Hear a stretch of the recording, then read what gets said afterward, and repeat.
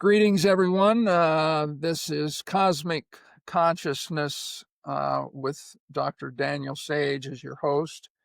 And today I am very pleased to actually have the first time to be introduced to a friend of a friend, introduced to me through David and Lorraine Davis, who you probably have seen on previous podcasts. And this is Tessa Bielecki, and I am going to read her very impressive biographical sketch.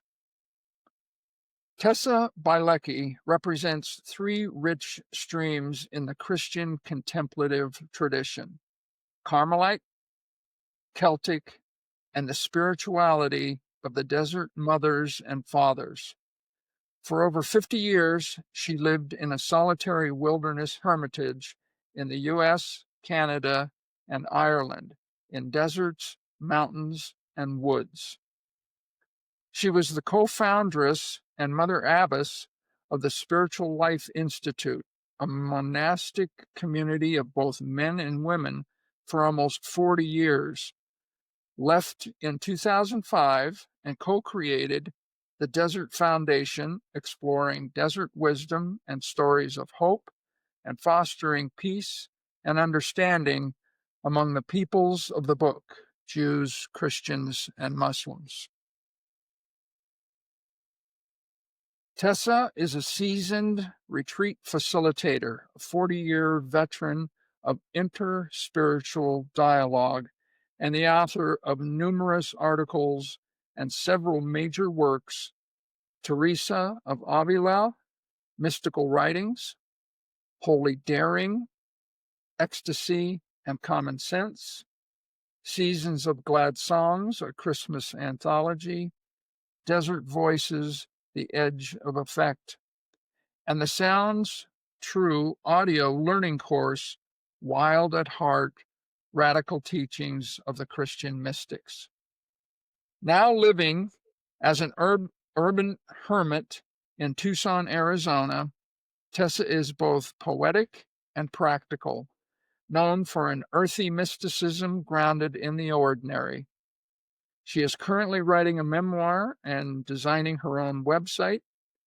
You will find recent podcasts at Messy Jesus Business and Contemplify, her on-course or her e-course on the Christian mystics can be found and a link on Desert Foundation's her website with Dr. Father Denny.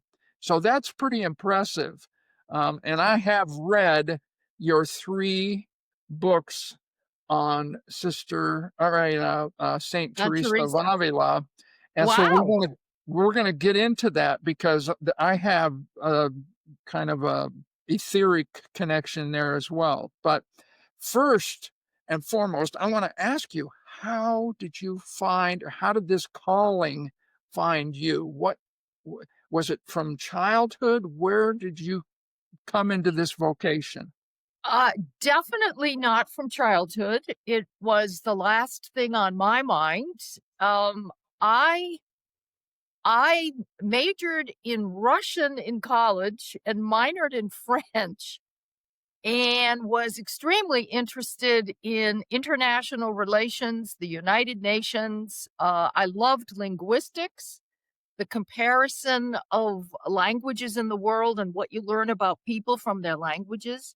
So I didn't know if I was going to go into academia in linguistics, or whether I'd be a translator or become a diplomat. But what interested me was the world and the cultures of the world, the peoples of the world, the religions of the world. So that's where I was headed. And then at some point in college,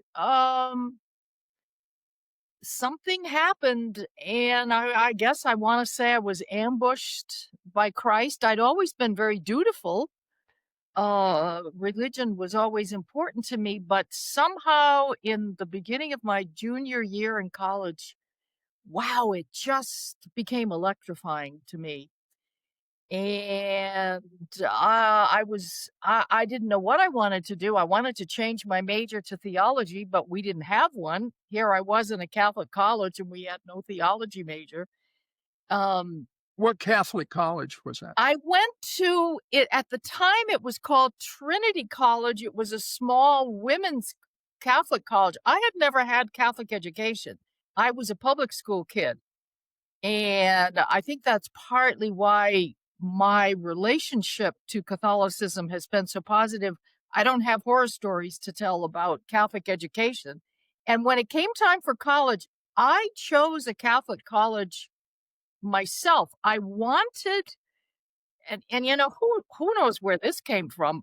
I heard myself saying, I want to be grounded in the intellectual foundations of my faith. I mean, now that's a pretty weird thing for a 17-year-old to say, but that was what that's what the inspiration was for me. And I got that in spades at Trinity College. It's now called Trinity Washington University. It's co-ed. It's huge. It has a PhD program, all kinds of different schools within it now, but it was just a small place when I was there in the 60s, early 60s. And I loved the education, and it was in Washington, D.C., which fed that whole international thing for me. You know, I did all kinds of international things there. I loved even walking by the embassies.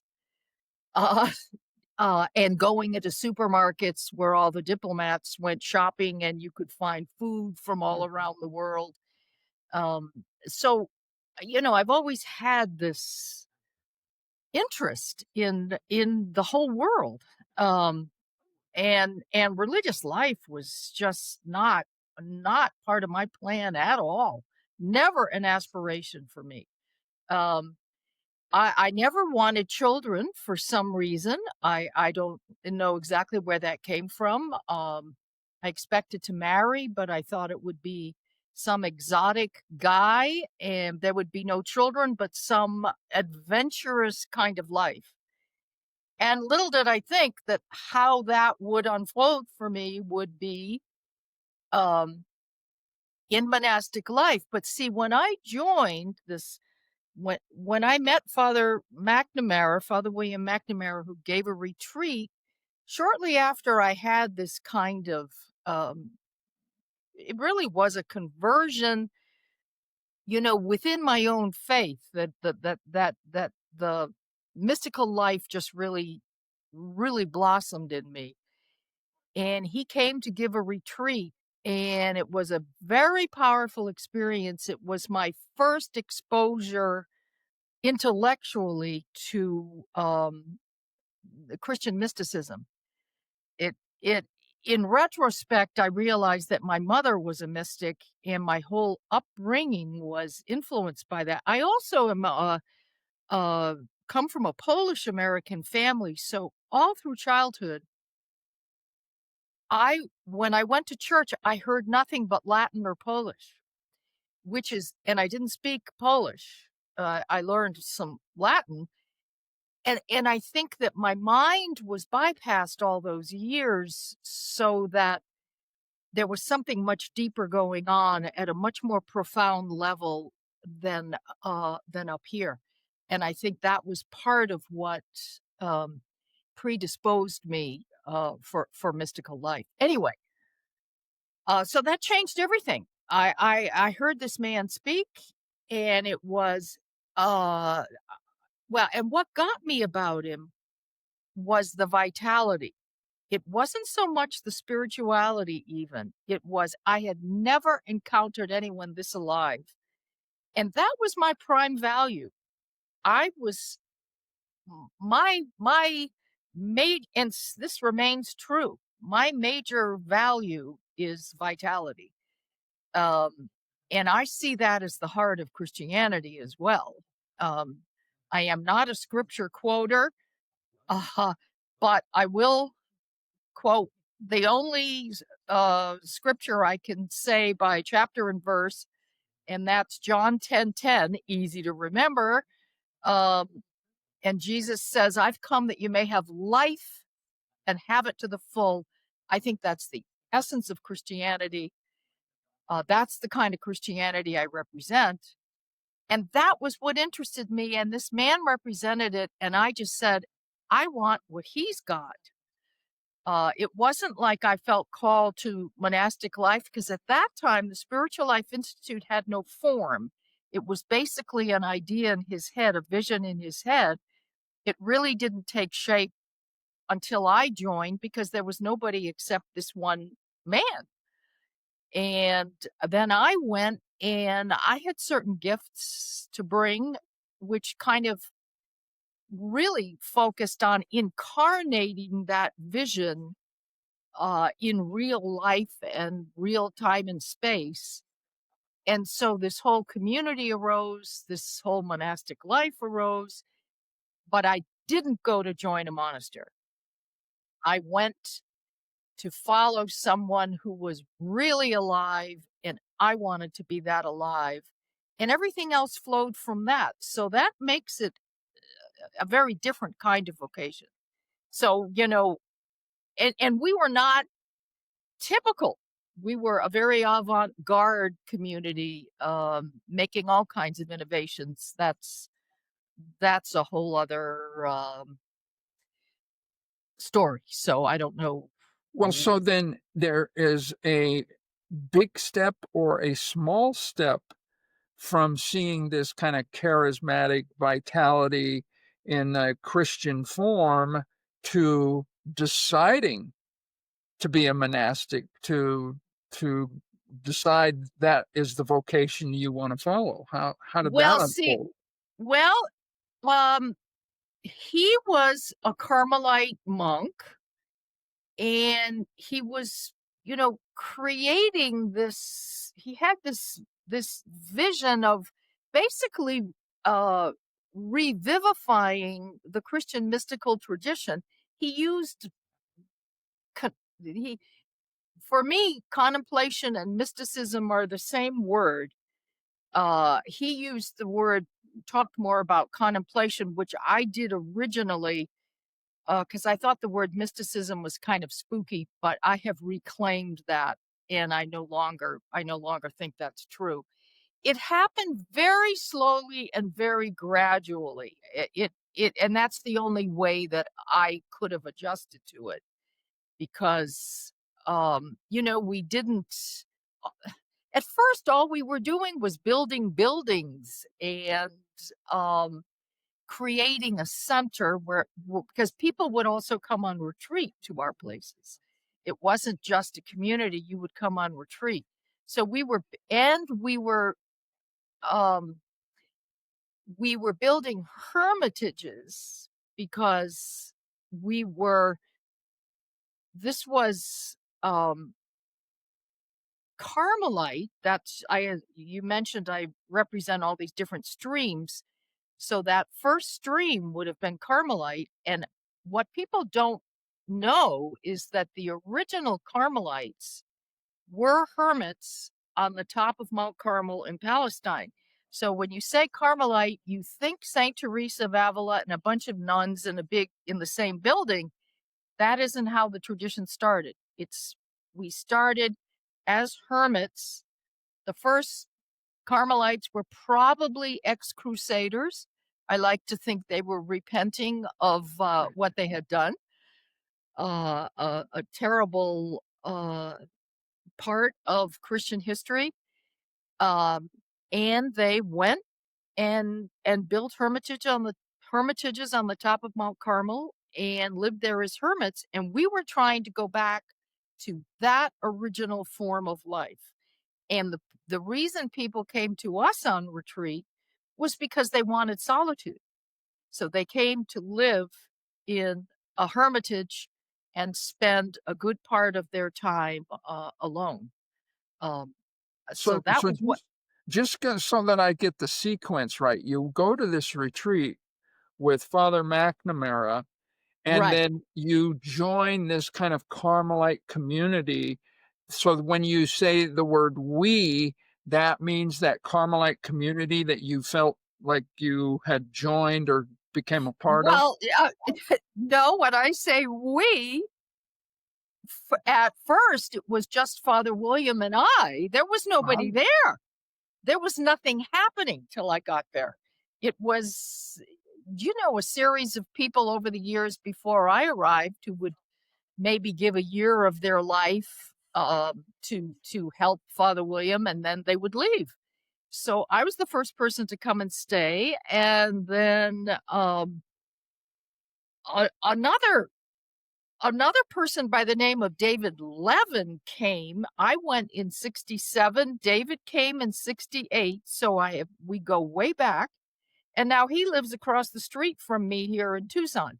So, uh, you know, these people that are part of this part of my life from the very beginning are now my two best friends right here in Tucson, and Dave Denny lives just across the landing in this apartment building from me. So it's the three of us together again after living together decades in community and then leaving, and now here we all are together in Tucson. So you can imagine the reminiscing and the stories and the laughs that we have about how we used to be uh, and how we Well, are it's now. it's family. It's family. Absolutely. It's there. And one of the things I learned over the years was I coined this phrase, spirit is thicker than blood.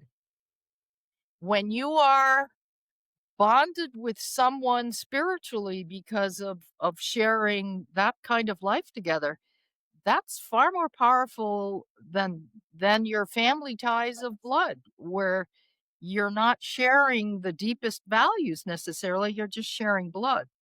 So yeah.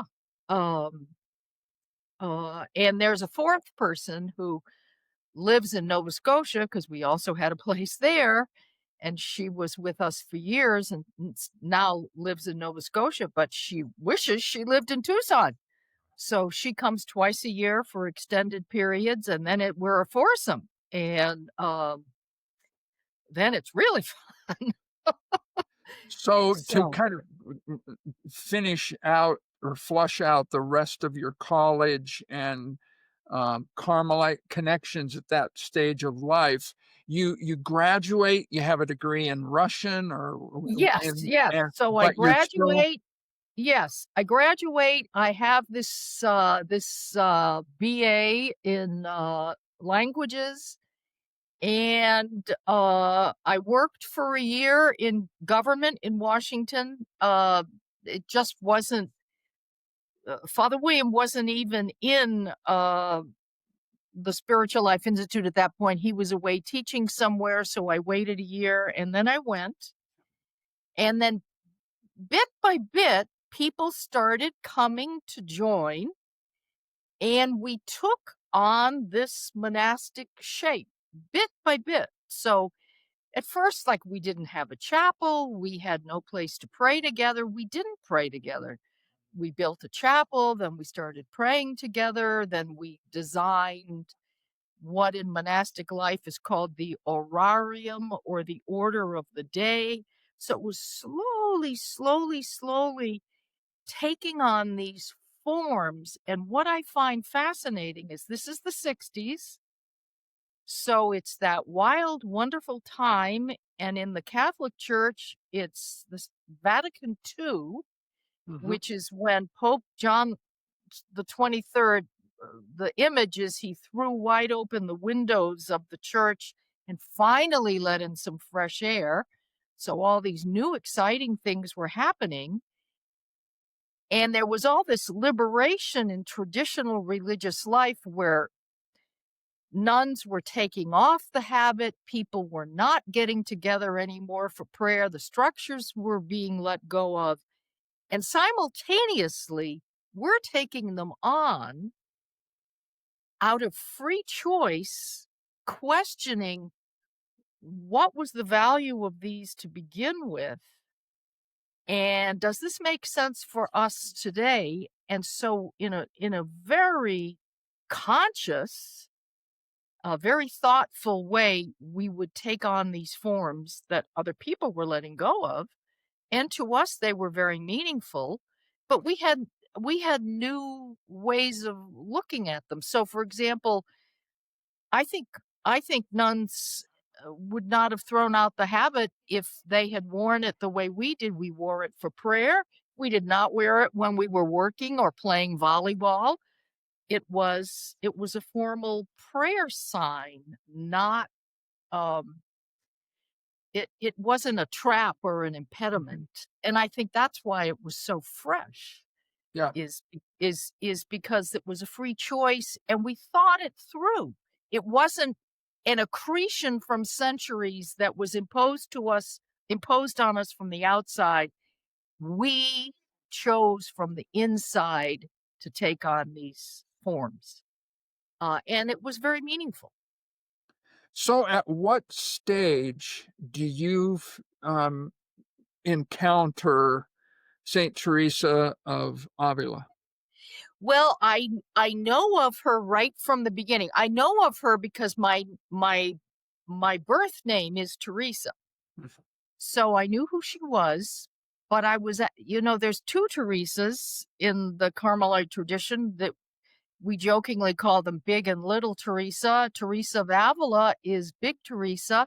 Little Teresa of Teresa of Lisieux, a shyer, quieter little French nun who died young and didn't do anything like Teresa did. She's great in her own way. I was devoted to her as a kid. I used to pray to her every night before I went to bed for years, but then I left her behind and I didn't get to know Teresa. Father William had this very helpful and practical advice. Both Teresa and John of the Cross, he recommended that we not read early on until we had a certain amount of our own experience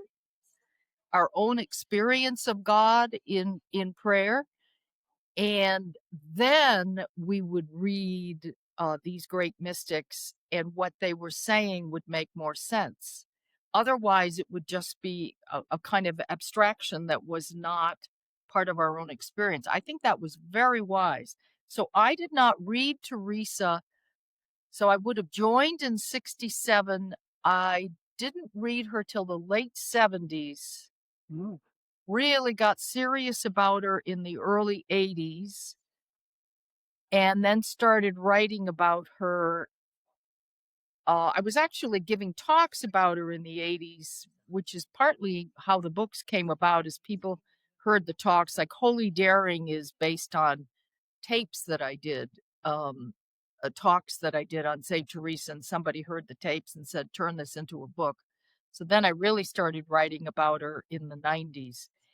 And as we started creating other places beyond our first one, then I really related to her because she traveled all around Spain and was constantly starting up new places.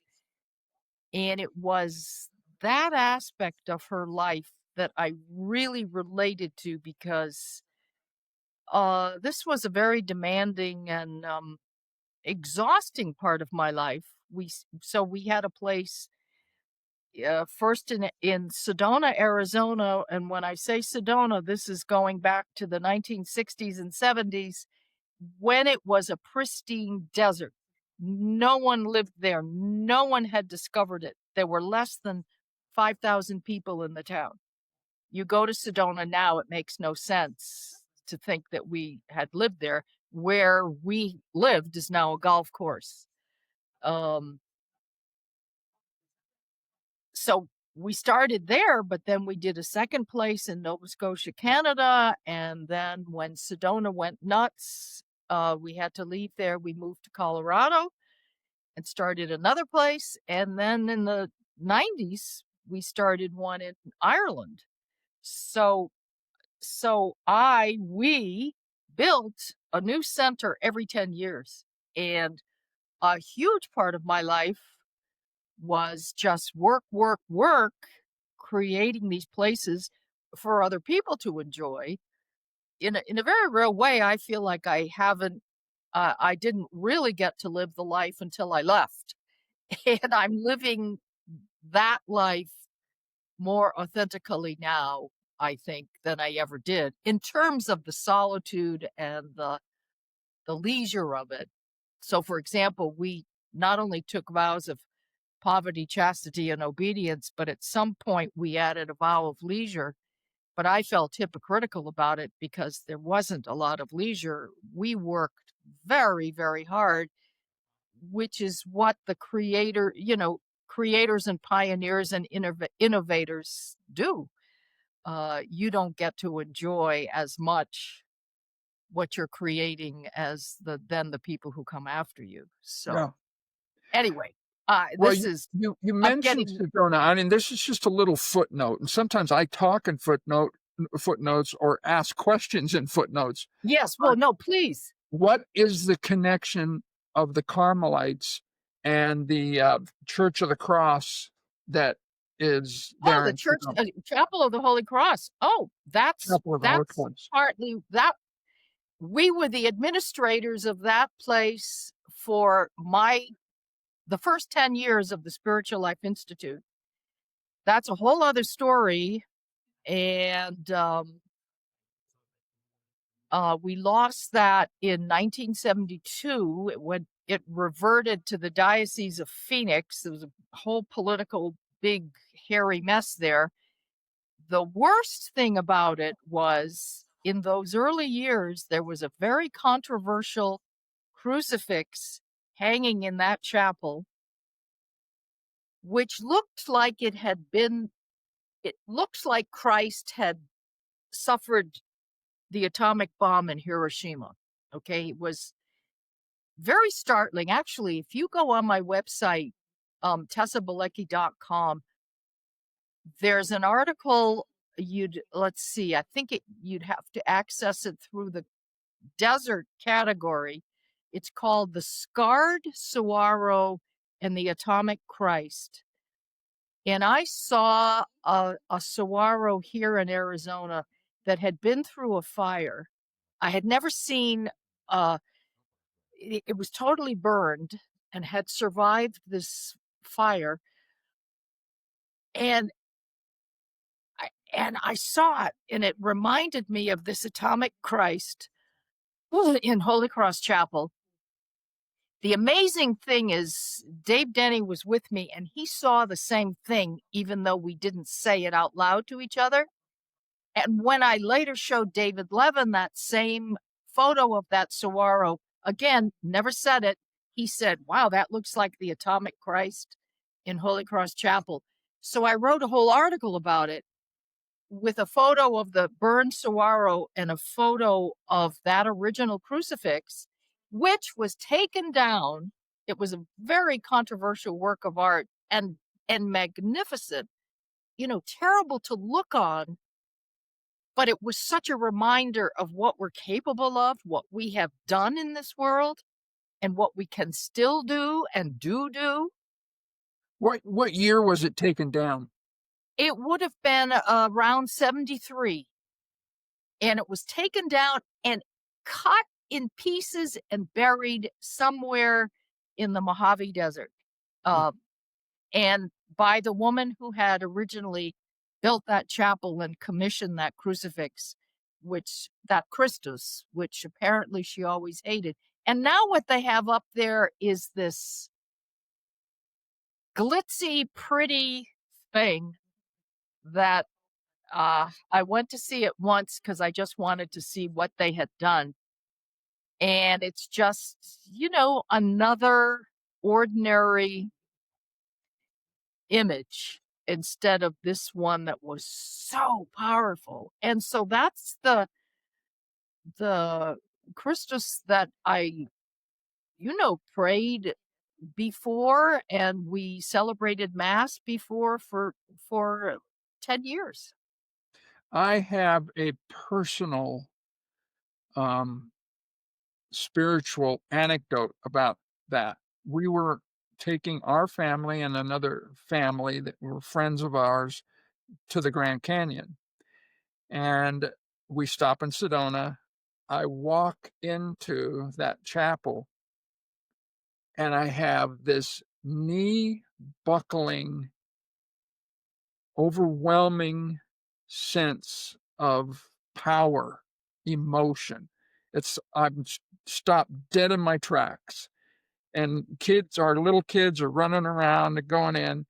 And I relayed that to David. And he said, well, that's Carmelite Chapel. So Wow. and then, and this is another connection before I ask you more about St. Teresa of Avila. And what year was that for you? That would have been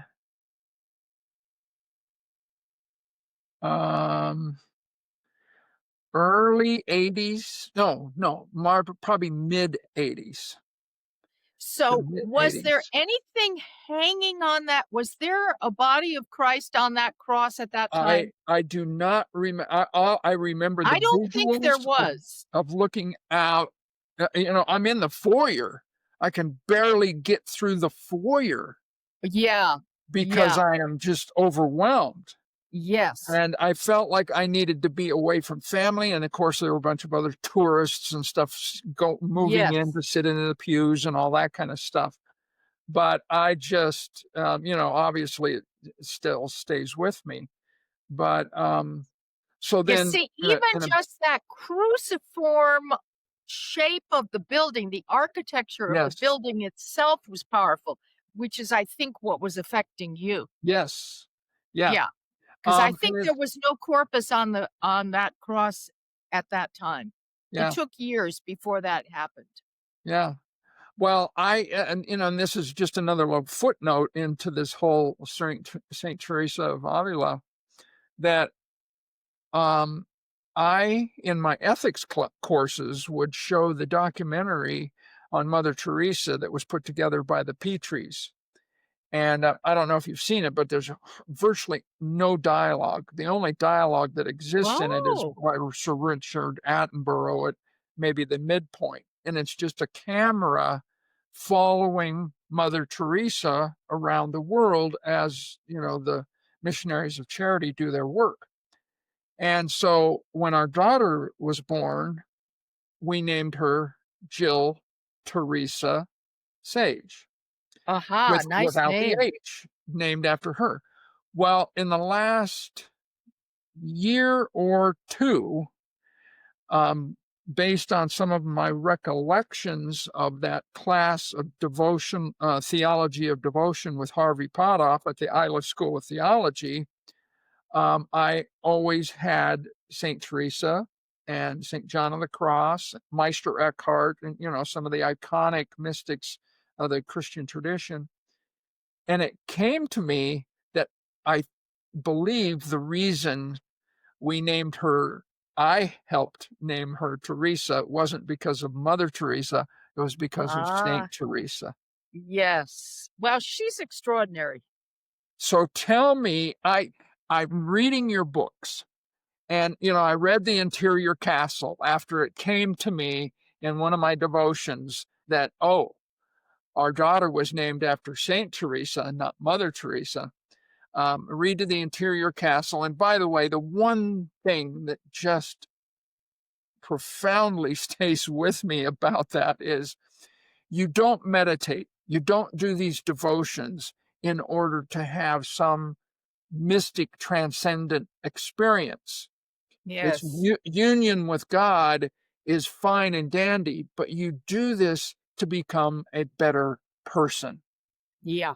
So then when David Davis introduces me to you and suggests that I put you and have an interview with you on this podcast, of course, I read your books.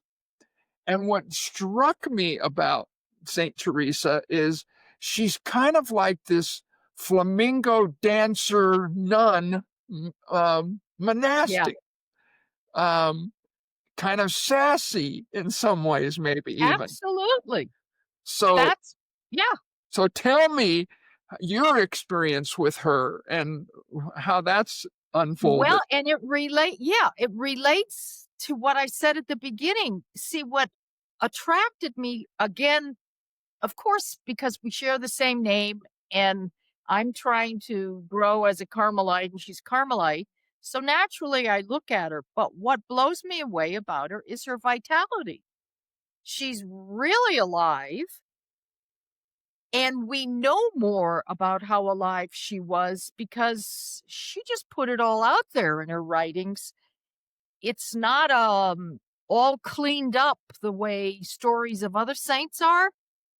Uh, she just tells it. And especially when you read her letters, because I've read every single word she wrote. So and yeah, the classic works are great, but I enjoy the letters even more because it's kind of Teresa Unleashed, where she's not writing for anybody but the person who's going to get this letter.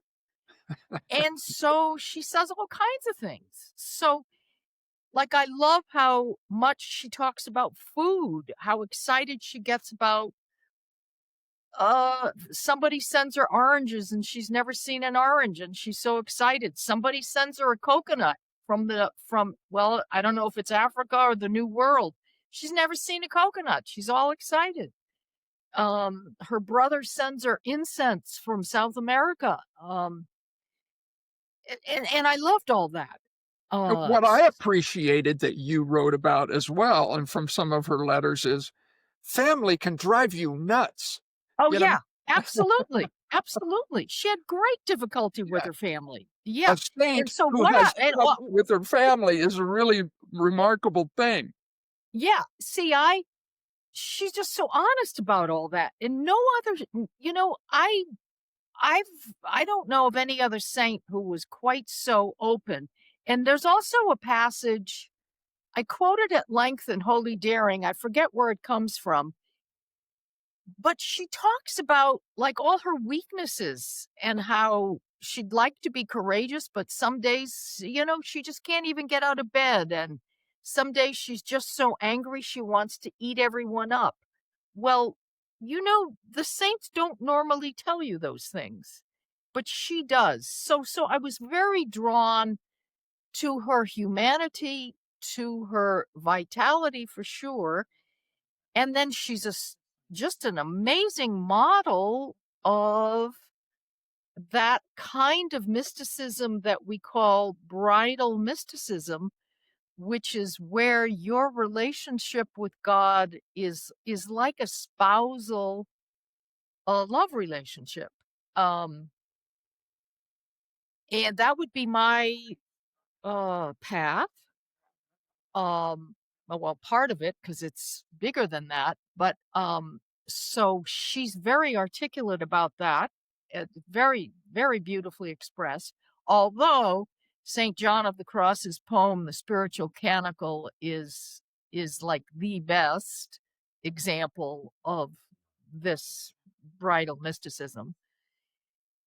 Um, and let me go into cosmic consciousness here for a minute because I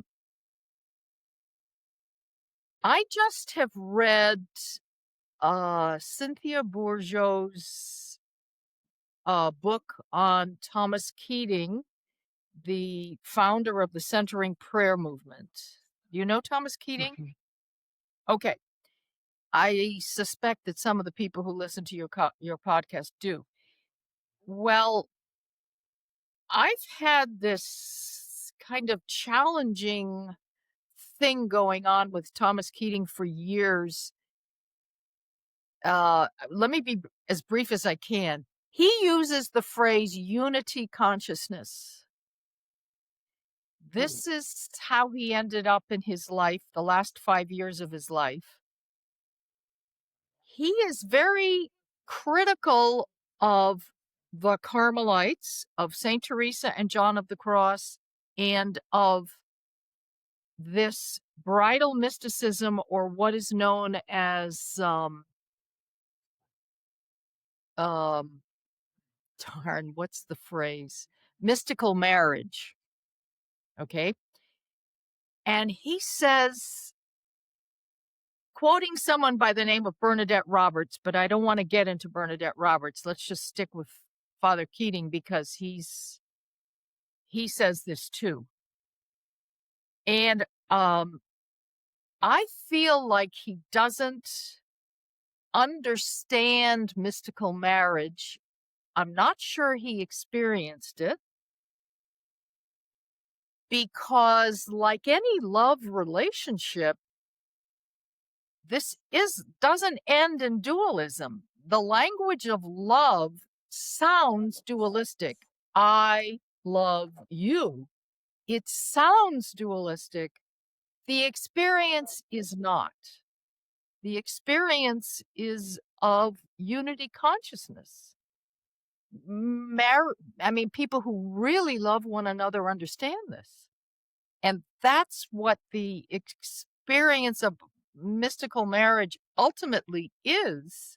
But when you talk about it, the language becomes dualistic. So I'm grappling with this right now and wish that he were still alive and I could have a conversation with him about this and we could go deeper. Than we never really had a chance to do that. We were, at the Christian Buddhist dialogues at Naropa for years, but he would make allusions to this, but we never had a chance to discuss it.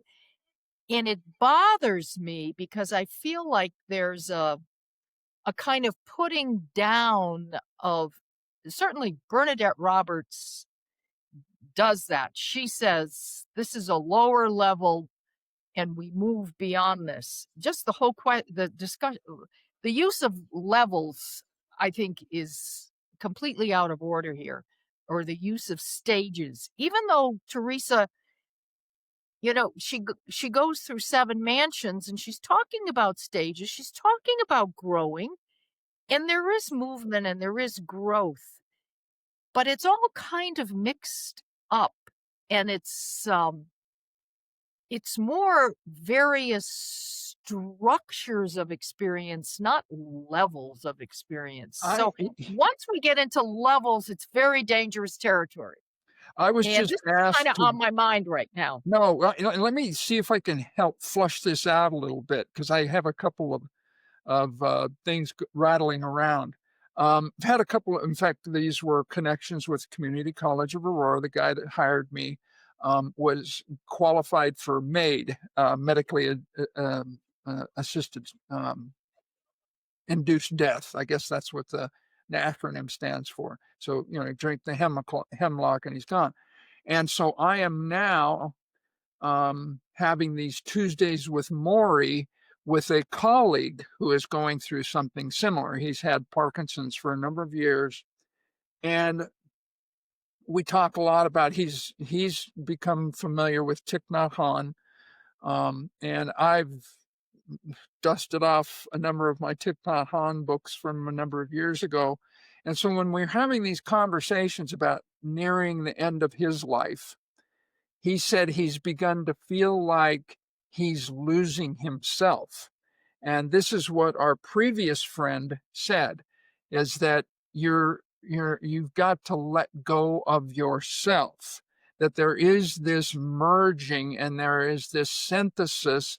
And it's the way in which my friend Wayne, who actually I've done a couple of podcasts with, is quite the gifted poet, um, has described it as expansion.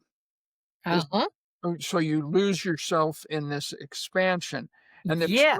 there's no language for this. I think Yes. the only language is the symbol of something like the Tao, where you have this union of opposites, but it's a union of complementary opposites, and Yes. one is within the other. So there's no, and of course, the mystics go on and on and on about how ineffable their experiences are, but that we become one. The Hindus, this whole material world is kind of delusionary, and then we become, it's Maya, but yet we become we realize, we recognize that we are one with this greater, higher reality, that we are in fact God, which in many traditions is heresy, of course.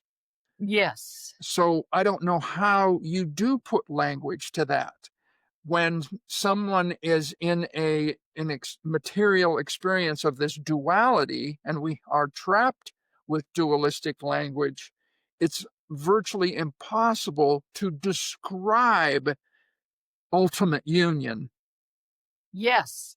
And that's why one of the many ways that Buddhism was so helpful to me, because not that I can describe this very articulately, I can't, it's more of my intuition of it, but their language for the relative realm in which we have to function on a daily basis and the absolute realm, which is kind of what I think is meant by samsara is nirvana. It's it's it's all it's all of one piece. Yes. But we live in this relative world where we have to eat and drink and go to sleep and do our work and use limited language, but we know something that's way beyond all of that. Um, Well, I love, in fact, one of the last books that my friend Wayne and I were reading together is Thich Nhat Hanh's No Death, No Fear. And he's trying to express what Buddha was mentioning about manifestation. There is no death, there is no life. You just manifest or you don't manifest. And we know from the first law of thermodynamics, nothing is either created or destroyed, it just simply changes form. And so, changing yeah. form is also a change of consciousness. If we have Yes. a consciousness of union, that seems like bridal mysticism that you're trying to describe, Yes. that you Yes. experience. I Yes. think that's what it is that is a consciousness of union that doesn't have language. Yeah. Yeah. And that, I mean, just even on the human level, uh, it's just the loving, the lovers gazing at one another, no talk. Yeah. Um, so anyway, yeah, So let me ask you about this. There is a way in which maybe we can't even describe it or have language to it, but you talk about the vitality of Father William and the vitality of a Saint Teresa. And there are times when I feel like, especially in a class, that I kind of lose control and I just kind of get on fire with something and I get into a stream of consciousness. And then later I think, oh my gosh, I talked too much, because telling is not teaching. We need to have some sort of a more, balanced conversation about this. But that that as on earth as in heaven, as above so below, that yes, vitality gets expressed in the below, in this material world, but the vitality is fed from the union of that. So here we are in these vessels of clay, but yet get our vitality from spirit. yes, Does this make sense? yes. And see, Or talk about yeah, that. well, I guess the way I would talk about it is like you use the word, you refer to that Hindu thing about Maya and illusion before. Um, I think I don't know that I could say from a Christian point of view. I would have to say from my point of view, I'm very influenced by Teilhard de Chardin, Yes. and part of what excited, little parenthesis here, part of what excited me about meeting Father William was he gave me a language for something that I knew intuitively, but I didn't know how to talk about it, and he gave me a language. Same thing happened when I studied Teilhard in theology in college.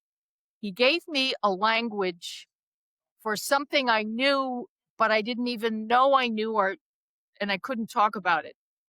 And he has a chapter, well,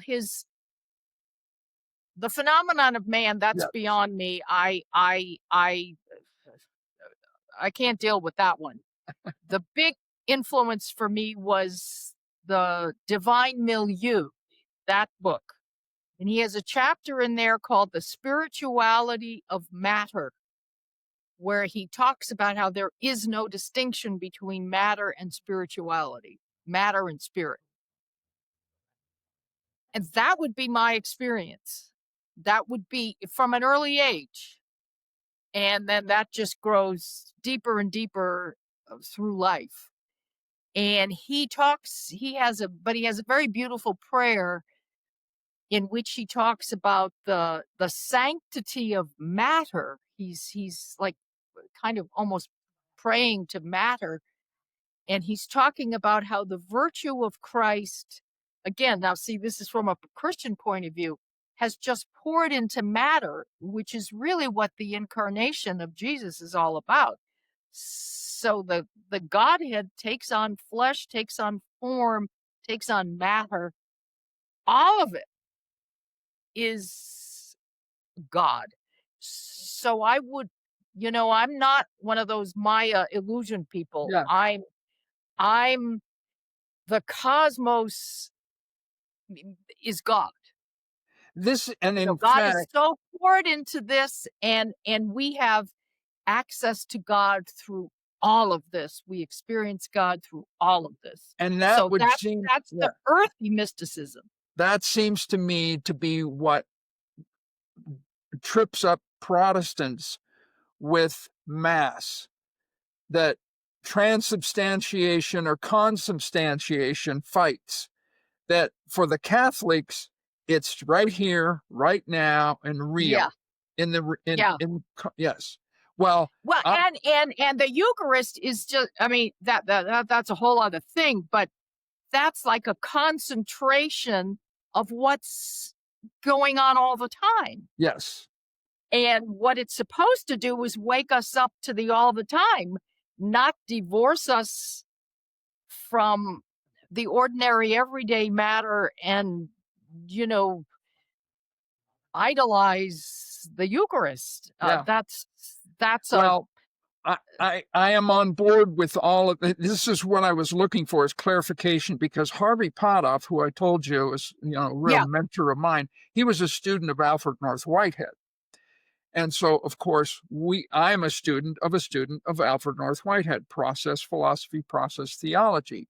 And if you could use a phrase that just sounds totally unintelligible to most folks, Whitehead would call God the principle of concretion.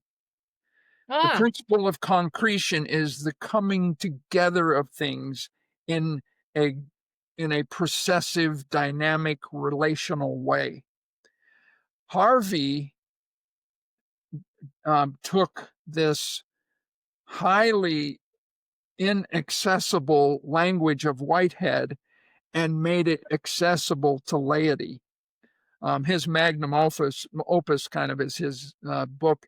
Harvey never wrote anything on his own initiative. He was always asked to write things. And hmm. so he would write manuals for laity. And his signature book really is God and the Celebration of Life. And Oh so, boy. Yeah. yes. And so I like that. and Teilhard was very popular with Harvey and Charles Milligan, who was the philosopher of religion there. So I am very familiar with, Teilhard's energy with this. And so what you described and what I understand, I've had all of this Catholic vibrational stuff coming. And I don't know if it's because I taught at Regis University and then taught for a number of years at Regis Jesuit High School, but There is something that is grossly misunderstood, I think, in the institutional part of Catholicism Yeah. that that still abides by. In fact, I used to teach this in my psych classes at Regis Jesuit. I think Saint Ignatius was kind of a psychological genius. He had these spiritual exercises that go for 30 days, and you can expand or contract those however you need to. But well, what we know scientifically, good, hard psychological research shows that if you do something for 30 days, it becomes internalized. It's a habit. It's almost like what Aristotle talked about in terms of habituation. And so then it becomes a part of you, it is a part of your character. Well, that's virtue ethics, which is endemically Catholic. Yeah. So I have this sort of tangential affinity for some of this kind of thinking. And so I appreciate you helping me clarify this. You know what? Life is sacred. It's sacred in this material way. We don't Mhm. have to. In fact, I think there was a real danger with me and Herb Adkins, who introduced me to David Davis, that I saw in him kind of a spiritual addict. And I knew that you would, head in the clouds where you need to have your feet on the ground. And I think Yeah. that's what Rolfing does. Rolfing brings you home. It makes you incarnate, helps you become incarnate. And if we don't understand that as a part of the Christian tradition, I think that's where we get all of these um, really odd, weird, and and almost destructive interpretations of Christianity. Yeah, it's the heart of the tradition. I mean, the word became flesh. Um, uh, God became matter. It can't be stronger than that. That's how the whole thing starts. Yeah, So there you have it. yeah. And in fact, all of the great mystic masters were human. Yeah. Yep. We don't have these insights unless we have this body. That's right. Yeah. Yep. And that's also partly why I love um the Celtic tradition that I really immersed myself in once we started a place in Ireland, because that's very embodied and very much about the earth and matter and the ordinary stuff of life. And I think that's the big contribution of the Celtic tradition. Well, so talk a little bit about releasing all of that work that you've done in places like Ireland and Crestone and Sedona, and now Um, being at a place in life that allows for more contemplation. yes. Well, let me also say, so I'm working on a memoir. I'm 81 years old next week on September 16th. Happy And birthday! thank you. I have loved aging. I think it's very exciting. I love the perspective that you get. I love the sense of harvesting your life that comes Yeah. at this age. I just love it. Um, I don't have any fears about it. Um, I'm only just starting to slow down. I I just found out 2 weeks ago that I'm going deaf in my left ear, which I didn't even know. Uh, my back bothers me, but I just I just think growing older is great. Anyway, so I'm writing about all of these 4 places and the experience in each one. But then everything fell apart for us. So the reason I'm no longer a part of that is we found out in 2003 that Father William was acting out with multiple adult women. We I thought we were going to get through this. We did not, because all hell broke loose. And that's a whole long story. That's the second part of my memoir.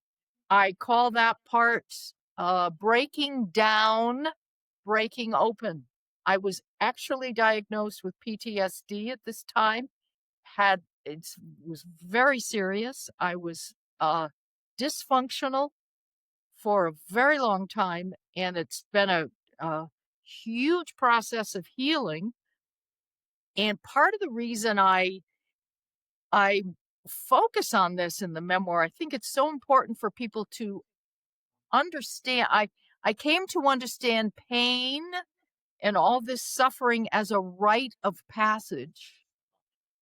It's like an initiation into deeper and deeper realms of mystical life and resurrection.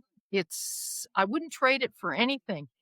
So all of that was taken from me, actually. I didn't choose to leave. Mhm. I had to leave for my own mental health.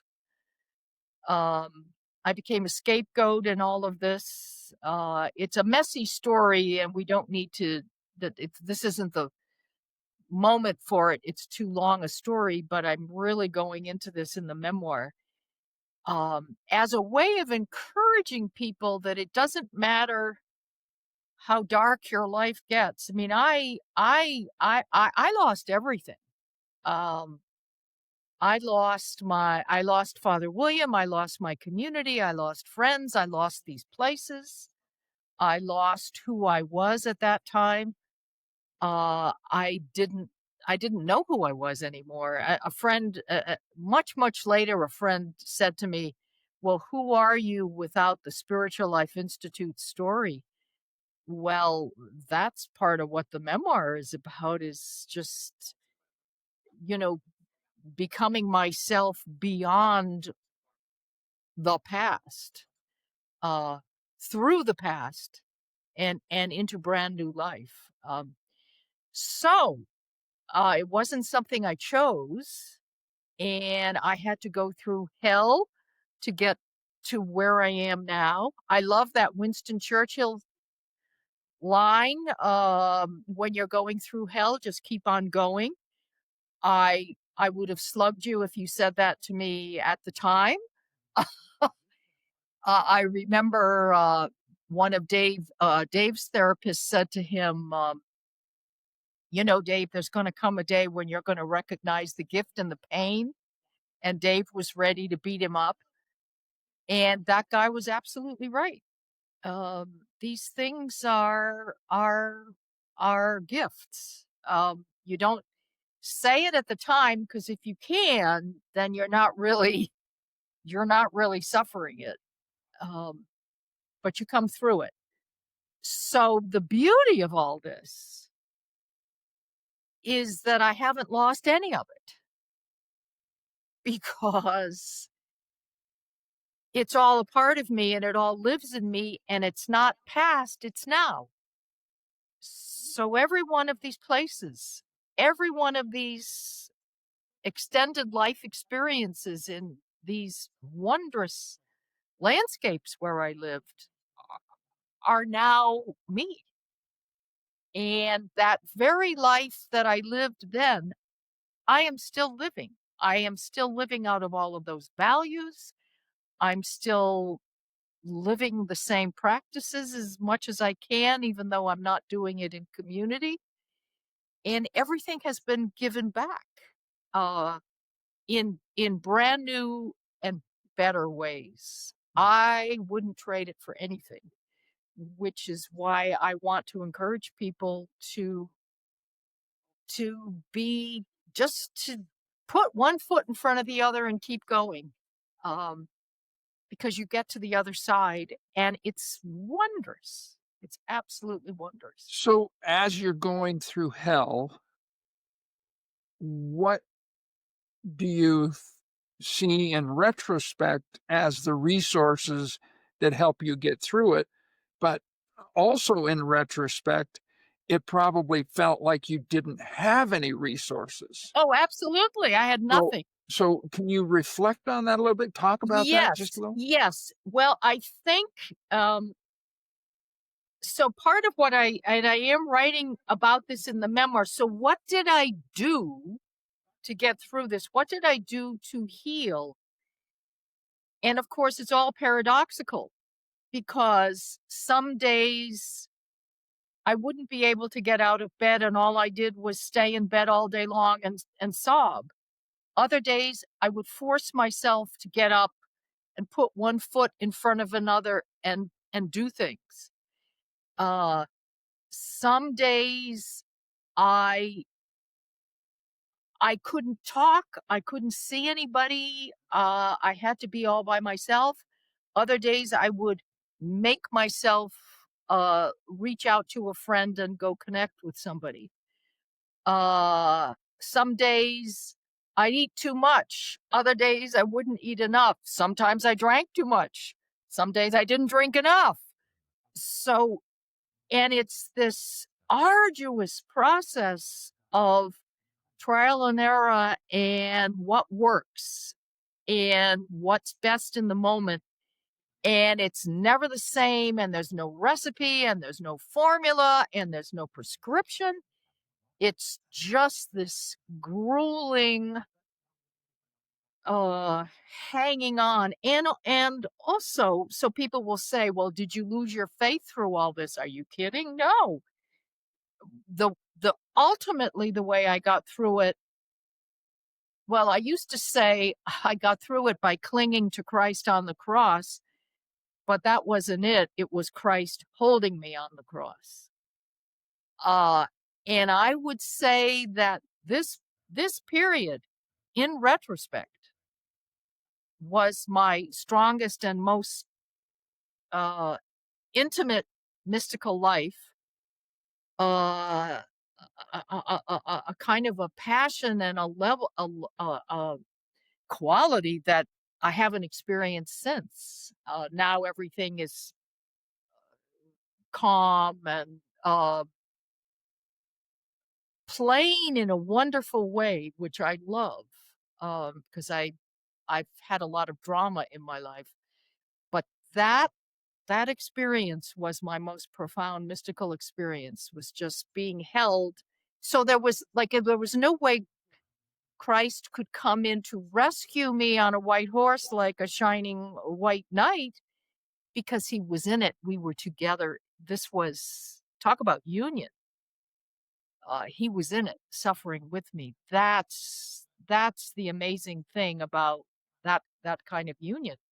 God isn't separate from it, so God can't do a rescue because God is in that pain. And that's where we discover the divine at that time is in the heart of that pain. I would guess that you're integrating some of this into your memoir, but I'm gonna ask you a Yes. question about, would you, if you could go back and edit any of the things that you have written or even maybe taught in retreats, workshops, or anything like that, Uh-huh. what would you edit and change? Um, actually, things that aren't very public, thank goodness. But I'm going to put disclaimers in the memoir. Um, I I defended the institutional church a lot. In maybe mostly the 80s, was it? And I don't do that anymore. Uh, I've become too. My eyes are too open now. I can't go back. There was a lot of idealism and a lot of ignorance about the real corruption and the out and out crimes. You know, I mentioned the Crusades, um, tortures, the exclusivism. I mean, there's and see, I make a distinction between I would never let go of Christ And even the church I love, but the church is not the hierarchy. See, people tend to say when they say church, they're really talking about those old fogies in Rome, in their red robes. That isn't church. Church is the mystical body of Christ. We're the church. So, but I distinguish between the institution, which is human and flawed, and the mystical church, which is the ongoing life of Christ. So, In so this is going to sound like it's disconnected, but it really connects to what you're talking about as the difference between the institution, churchianity, and the body of Christ. But your personal relationship with Father William that created so much hell Yeah, for you in your life, yeah, yeah, where, where does that relationship stand? How is it that you can understand? For instance, we know about the havoc that many priests have wrought correct. upon children and one thing or another. Yeah, How how do you piece all that together based on your own personal relationship and what is going on with your personal relationship yes. with Well, I distinguish, of course, between persons and behaviors. And um, I I think when you really are true to the suffering that I went through, for example, the end result is compassion. That's what happens. There's only compassion. So I have a tremendous sense of people's woundedness. So what even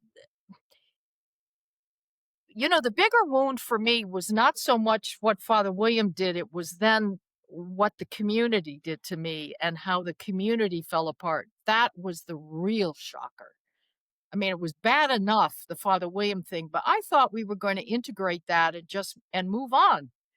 And it was that we all turned against each other, and everything kind of fell apart. And the way my big prayer this whole time was, please, God, please don't let me be bitter.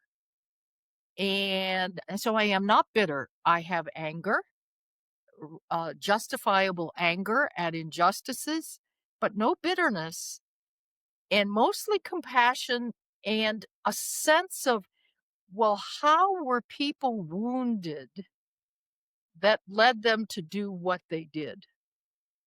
Um, we're all wounded, and that's why we run amok if we're not in touch with what that wounded is and not doing the healing work. And that's how I cope with all of it. I mean, I also think there's a big difference between adult women and children. There's a heinousness in pedophilia, and there are levels of abuse. That's the other thing is, see, I part of the horror for me and the shame initially was I thought, "Oh my gosh, we're the only ones, and aren't we all awful?" But then I learned how rampant this is in all of the spiritual traditions among zillions of spiritual teachers, lots of whom I know. Lots of whom I know. I know the well majority of all the I'm not, majority of all the disgraced Buddhists I know. I've yeah, dialogued with them. yeah. They never gave me any trouble, but so it's a common theme. It's a common experience. And what's the woundedness? I mean, part of what I think the woundedness is whether you're a Buddhist who is put in a Tibetan monastery when you're 5 years old, or a Father William who goes to minor seminary at age 13. I mean, this shouldn't happen. You get warped. That's you haven't developed enough as a human being, and so you're gonna mess up in the end. So, those things need to be corrected. But I think, like I've just watched all the language. Some people speak about abuse, some people use the word they say sexual misconduct. I'm actually preferring sexual exploitation for my experience. When I don't know if you know Jean Vanier and the whole L'Arche movement. He was a tremendous hero. Um, and then I forget how many years after his death it came out what he was doing. And L'Arche did not fall apart, thank goodness, the way we did. Um, and the phrase they use sexual exploitation. And I think that's a good that rings truest to me.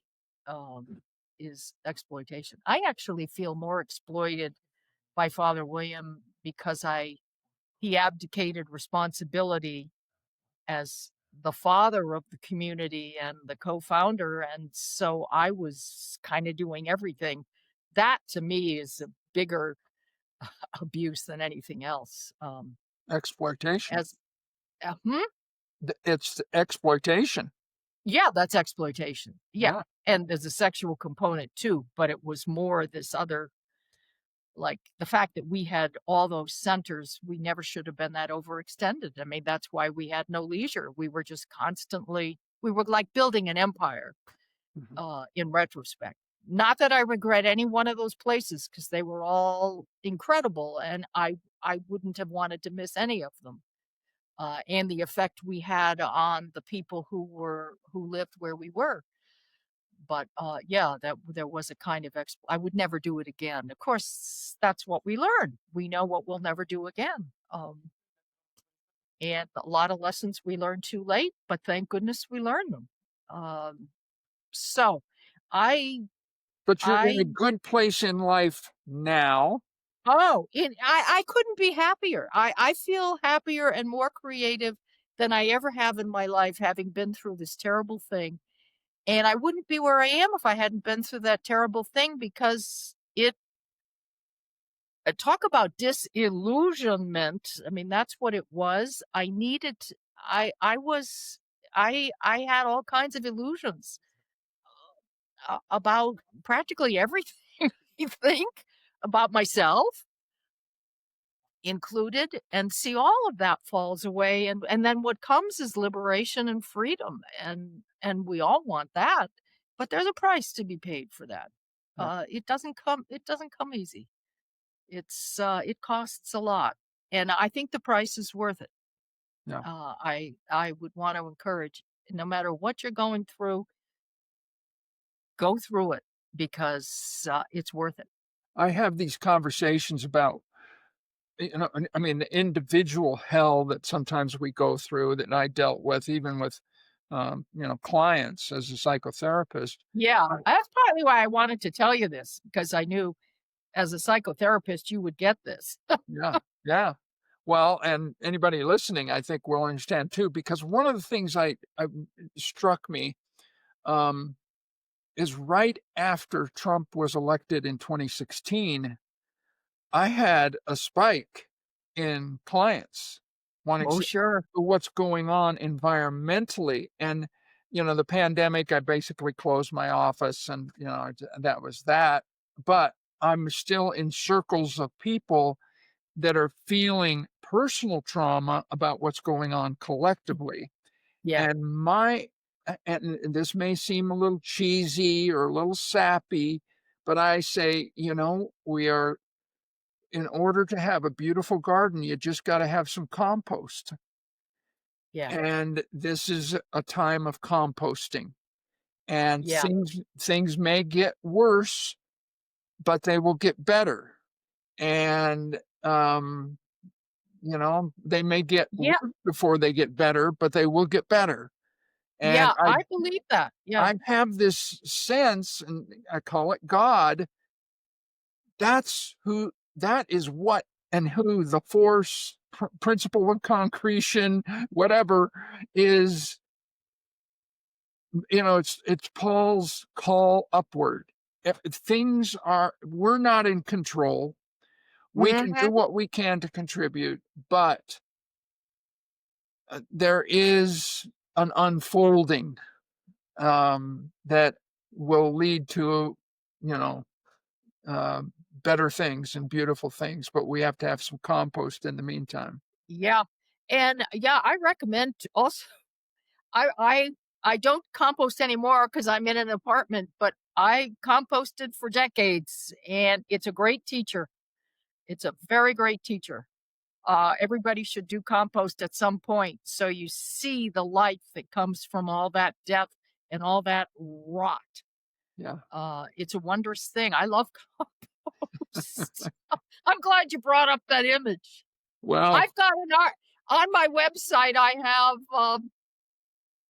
I have something on. Gosh, what is it?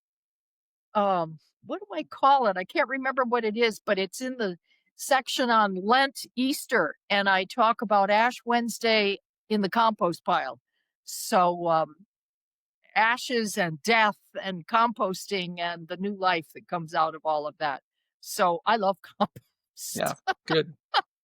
Well, the new life note is probably a good place for us to kind of conclude things. And so, hang on. I'm going to stop our video and I'll sign off with everybody. But Okay. I can't tell you how much I have appreciated this conversation. This has Oh, just well, been thank you. marvelous. I've really enjoyed. Now we'll have to meet when you come Yes. to Yeah. Arizona Yeah. face to face. We'll try to make that happen. So, Okay.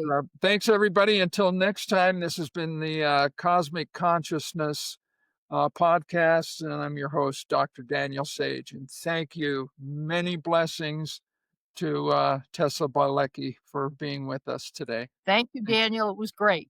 Okay.